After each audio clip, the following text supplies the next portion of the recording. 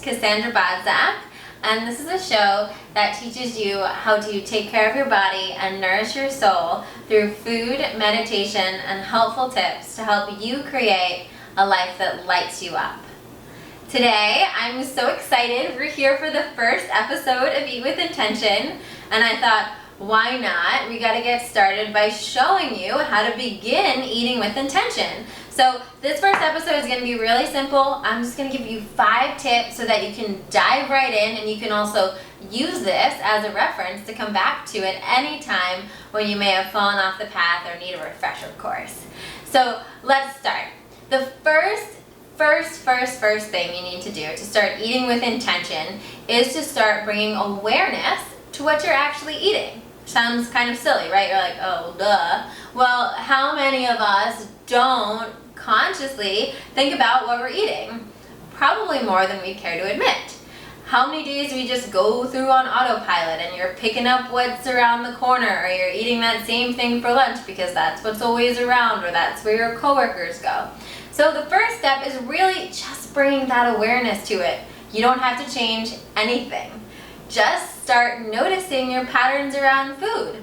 If you really want to get like an A+ gold star, you can keep a food mood journal for 2 weeks. Just, again, not changing anything, but logging in the food you're eating, just to bring awareness to what you're eating throughout your day and perhaps even how you're feeling after you eat it. That's the first step. Second step is really deciding if you're eating from a place of self-love or self-sabotage.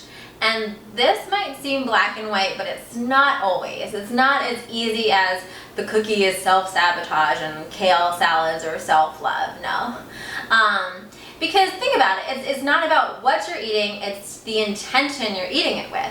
So if you're eating that kale salad from a place of self-hate or self-sabotage because you need to eat that salad to lose 5 pounds because you don't love yourself right now, then that kale salad is just as bad as that cookie for you right now. So when we eat that kale salad from a place of being, wow, this is nourishing my body, I'm taking care of myself, I'm eating alkalizing foods that are going to make me feel good, we're eating that with the intention of self-love.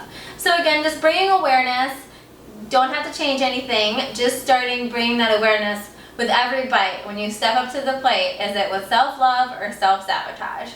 The third tip is to really notice your relationship with food. So you notice this pattern coming, or kind of lots of awareness coming. So we've noticed how we're eating, we noticed the intention behind what we're eating, and now we're really looking a little bit deeper into our relationship with food.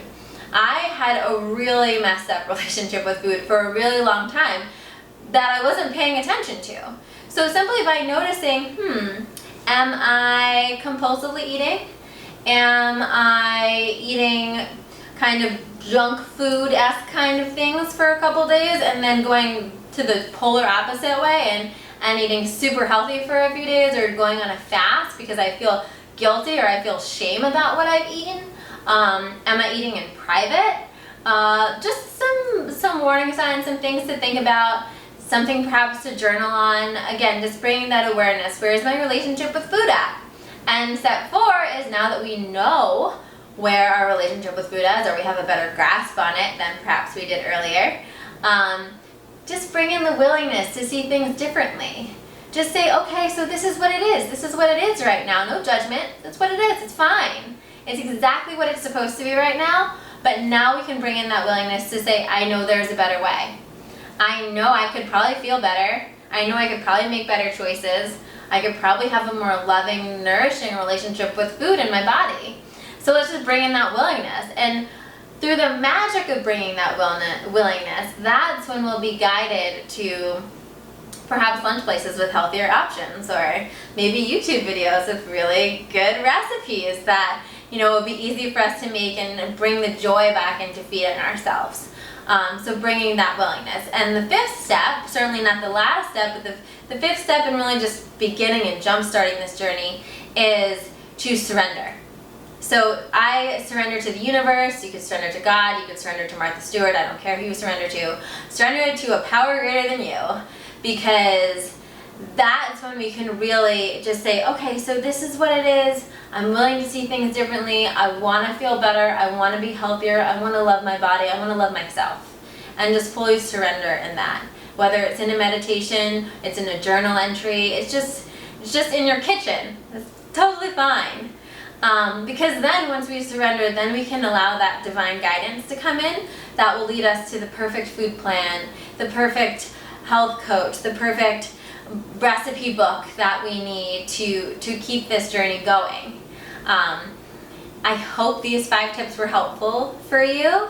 It's just the beginning. Just remember to bring awareness, to bring that willingness, and to really surrender and be willing to accept the guidance that comes your way when you do. If you want to check out a meal plan, I have my free 7-day meal plan right below. Give it a whirl, try some of the recipes in it, see how it goes for you. Definitely comment below. Let me know how bringing this awareness, bringing the willingness, and surrendering is working for you. I'd love to hear about how the journey is going for you. And if you like this video, please share it, and share it with a friend that you think it might be helpful for.